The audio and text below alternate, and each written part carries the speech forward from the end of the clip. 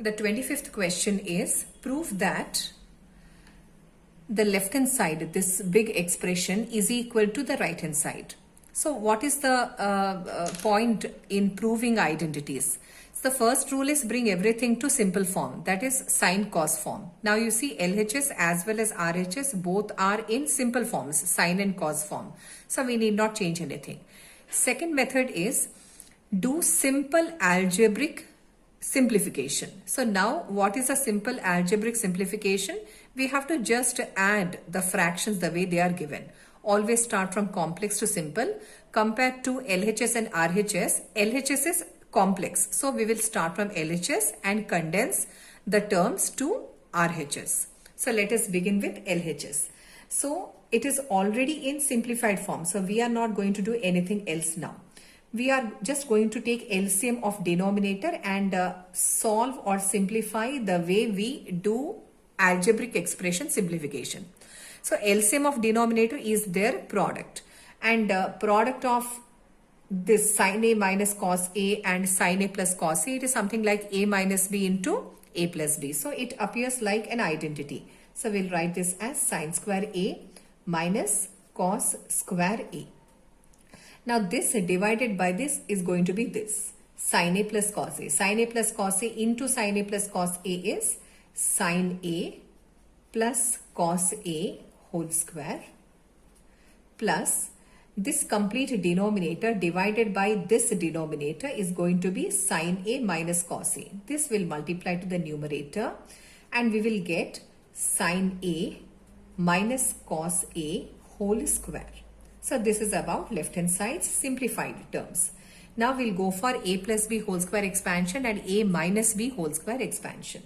So we will have here sin square A plus cos square A plus twice of sin A into cos A. That's the three terms in the expansion of A plus B whole square. And here we will have sin square A plus cos square A, this time minus twice of sin A into cos A.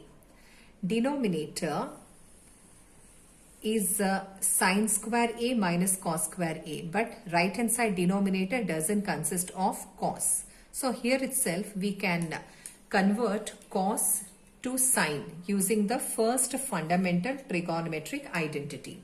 What is the fundamental trigonometric identity? That is sin square A plus cos square A is 1. In that case, cos square A is 1 minus sin square A, and you close it. So what do you get here? You will get sin square A minus 1 minus sin square A.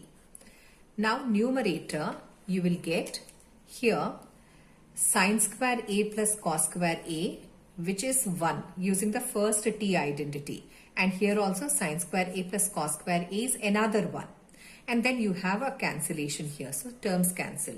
So what is left in the numerator is there are 2 sin square A plus cos square A. So you will have in the numerator 1 plus 1, that is a 2.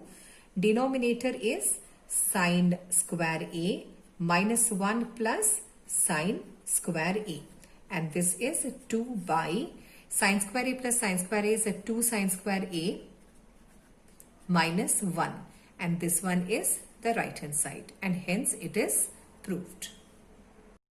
25th question has a choice question. I am answering the choice questions also so that you have a better hand practice on the kinds of questions. So here also we have LHS, RHS, both are complex, so we can choose to start from either LHS or from RHS. So I'm starting from LHS. So left hand side is a sec 4 theta minus sec square theta. Now right hand side is only tan. So we have to think about the fundamental identity which has got sec theta and tan theta, which is the second identity. Second identity is a sec square theta is 1 plus tan square theta. So left hand side every sec square I will write it as 1 plus tan square theta. But before doing that, let us take some highest common factor. Highest common factor here is sec square theta, and in the bracket we have sec square theta minus 1.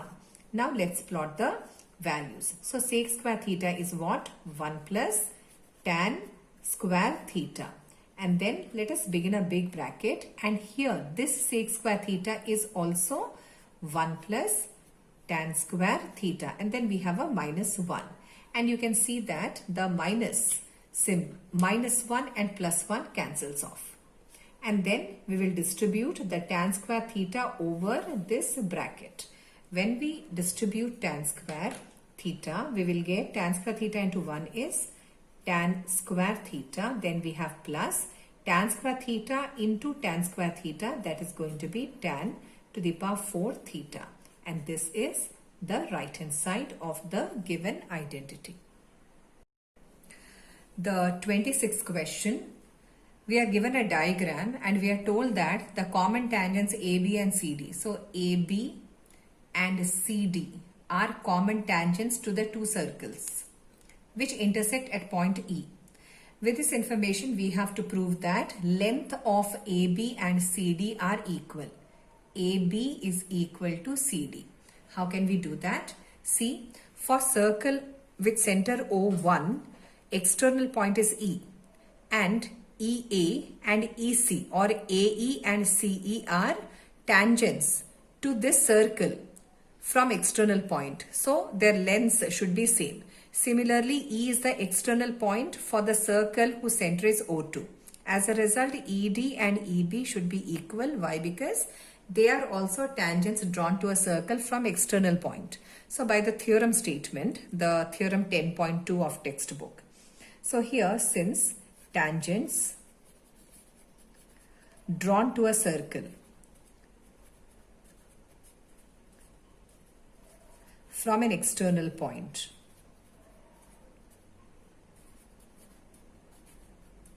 are equal in length, and E is the external point. So we can write AE is equal to CE. Also, we can write BE is equal to DE. And these two expressions, when we add, we will have AE plus BE, which is equal to CE plus DE. Now, if you look into the diagram, AE plus BE is AB and CE plus ED is CD, and hence the statement is proved. The 27th question, prove that 7 root 5 is an irrational number. So we can do by the same process that we have done in one of the previous questions, by method of contradiction. By method of contradiction, let 7 root 5 be a rational number. Be a rational number. We have to prove that it is an irrational number, but we are contradicting the statement and saying that 7 root 5 is a rational number. And if it is so, we can write 7 root 5 as some p by q. And condition is p and q are integers, they are co-primes, and denominator is not equal to 0. And we can write this as root 5 is equal to p by 7q. Now we observe that root 5, which is already an irrational number,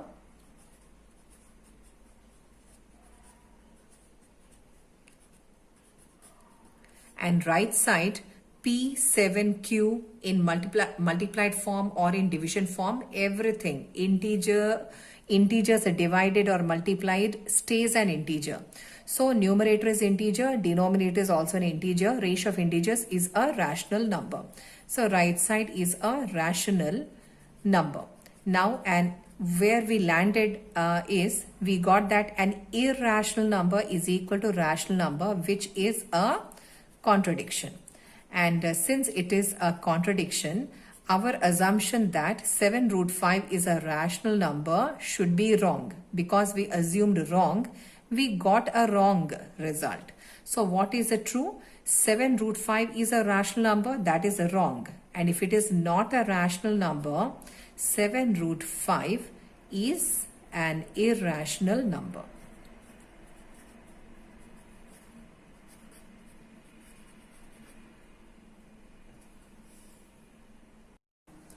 Question number 28 has 2 bits and it has a choice question also, but let us answer all of them. So the first bit is solve for x and we are given an equation. How to solve for x? Because we have a square root term, we'll transpose and square on both the sides. So we can write this as a square root of 6x plus 7 and I'm transposing this on the other side. We will have this as equal to 2x minus 7. Now square on both sides. On doing so, we will have here 6x plus 7. Right side will come in form of 2x minus 7 whole square. And we'll go for expansion. A minus b whole square expansion form. Left side stays as it is. And this one is 4x square plus 49 minus twice of this into this. Twice. 2 into 2 is 4. 4 sevens. 28. And we have an x. Put all the terms in one side. So we'll have 4x square minus 28x minus 6 is minus 34. Minus 34x. Then 49 minus 7 is plus 42 is 0. Let us bring this to standard form and then think about how to solve. For standard form, divide throughout by 2 first. We will have here 2x square minus 17x plus 21 is 0. Now think about splitting the middle term. For that we have 21 into 2. So 21 into 2 and let's find its prime factors. So we have 21 which is 7 into 3 and then we have 2. So these 3 numbers put in 2 set so that their sum comes out as x coefficient. X coefficient is minus 17. So we can take 7 2's, that is 14 and another number is 3. So 14 and 3. 14 plus 3 is 17. But we want minus 17. So take both of them as negative. So here we'll have 2x square minus 14x minus 3x. So split it. The middle term is splitted. Then we have plus 21 is 0. Take highest common factor from the first 2 terms. Then we'll have highest common factor as 2x. Put x in bracket minus 7. And repeat this bracket x minus 7. Now here we can put minus 3. Minus 3 into x is minus 3x. Minus 3 into minus 7 is plus 21. Now highest common factor is x minus 7 and then 2x minus 3 is another factor. Both the factors are equal to 0. Once equated to 0, we'll have x as a 7 or 3 by 2. And this is the solution. The question has a second bit. Again, solve for x. And how to solve for x? We can write root over of 2x plus 9 in one side and transpose x. We'll have 13 minus x. Square on both the sides. We'll have 2x plus 9 and the right side. We will have 13 minus x whole square. And if I go for a minus b whole square expansion, I will get 13 square, that is 169 plus x square minus twice of 13 into x. So twice 26x. Put all the terms in one side. We will have x square as if we are taking 2x and 9 the other side. So we'll have x square minus 26x minus 2x is minus 28x. And then 169 minus 9 is plus 160 equal to 0. Now we have to do the splitting middle term. So 160 is we have to factorize 160 such that the two set of numbers sum should be minus 28. What about 28 as 20 and 8? Minus 20 minus 8 is minus 28. And minus 20 into minus 8, 8 to 16.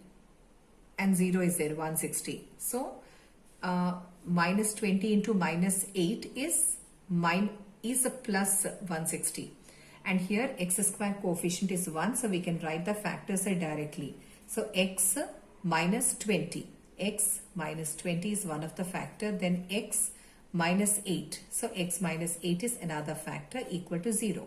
Each factors, when we equate to 0, we will have x as a 20 and x as 8. And this is the solution. The 29th question. Find zeros of the polynomial. So we are given a cubic polynomial x cube minus 5x square minus 16x plus 80.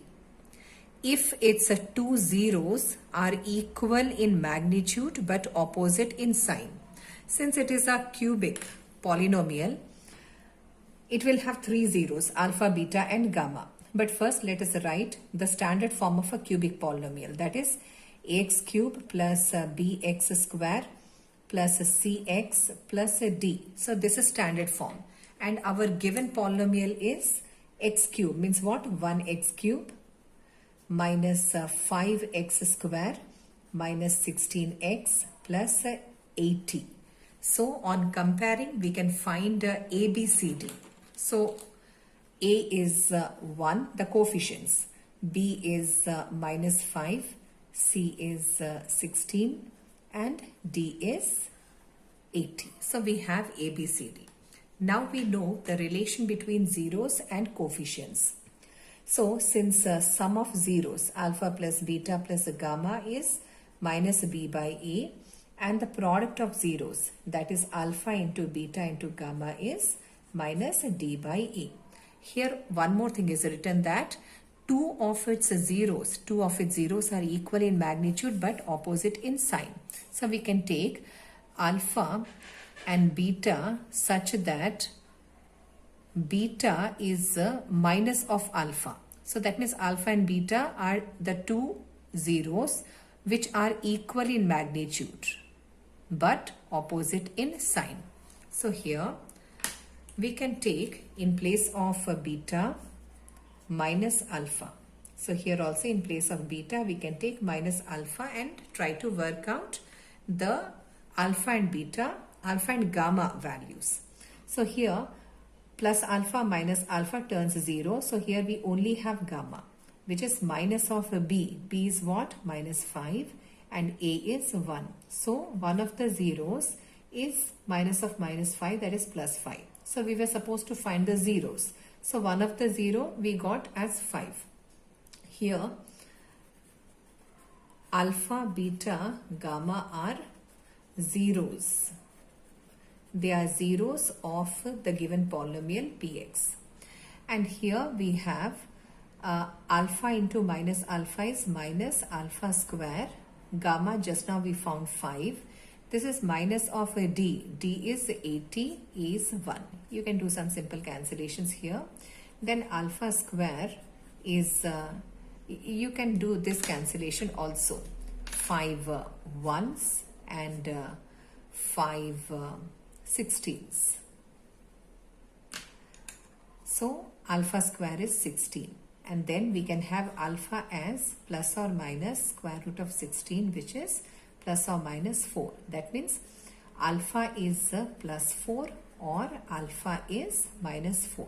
So we got the second root. The second root is either plus 4 or minus 4. Then we have to find the third root, that is beta.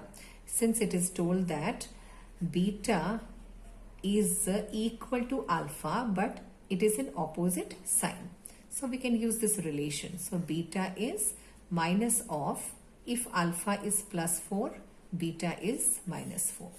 Similarly, if beta is minus of alpha, if alpha is a minus 4, then beta is minus of minus 4, that is plus 4. So the three zeros of the given equation are plus or minus 4, which is alpha, then beta is a minus or plus 4, and then gamma is 5. Now the 30th question, the question is, an aeroplane leaves an airport and flies due north at a speed of 1000 kilometers per hour. At the same time, another aeroplane leaves the same airport and flies due west at a speed of 1200 kilometers per hour. How far apart will the two planes be after 1.5 hours? So let us draw the Cartesian plane or the directions here. Right side east, left side west, up is north, this is south. And when we follow the directions, the question says there is one plane that flies due north at a speed of 1000 kilometers per hour. Its meaning is it travels 1000 kilometers in 1 hour. That means after 1 hour at 1000 kilometer speed, the plane is at location A. And from the same location, there is another plane that flies due west and reaches point B at a speed of 1200 kilometers per hour. That means this plane travels 1200 kilometers in 1 hour. After 1 hour, distance between the two planes is AB. This is for 1 hour. Then we have to find how far apart will the two planes be after 1.5 hours. So what we do is at the end of 1 hour, what is the distance between the two planes? We'll first find, and then just like a unitary method, we can find the distance between the two planes after 1.5 hours. So after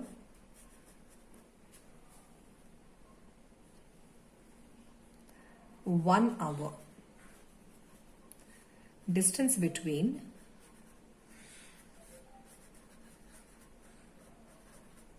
the planes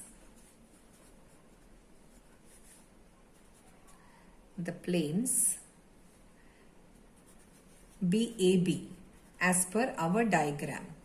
So AB we can find by applying Pythagoras theorem to triangle AOB. So where AB is hypotenuse, so we can find square of hypotenuse equal to sum of squares of the other two sides. So we can find AB using Pythagoras theorem. So AB square is OA square plus OB square, which is 1000 square plus 1200 or 1200 square, which ultimately comes out to be 12 square is 144 and the same number of zeros, and we have here 244 into 10 to the power 4, and AB is the square root of this number. So we can take AB as 244 square root. So 244's prime factors are 2 root 61 and square root of 10 to the power 4 is 10 to the power 2, that is 100. So AB can be taken as 2 into 100, that is 200 square root of 61, and AB is in kilometers. Now in 1 hour,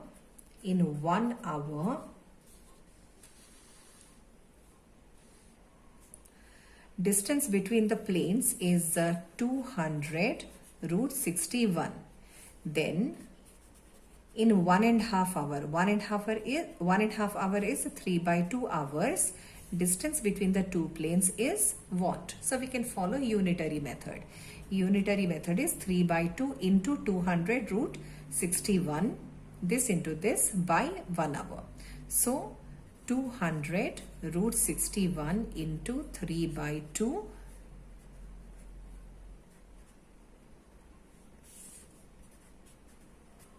by 1 hour.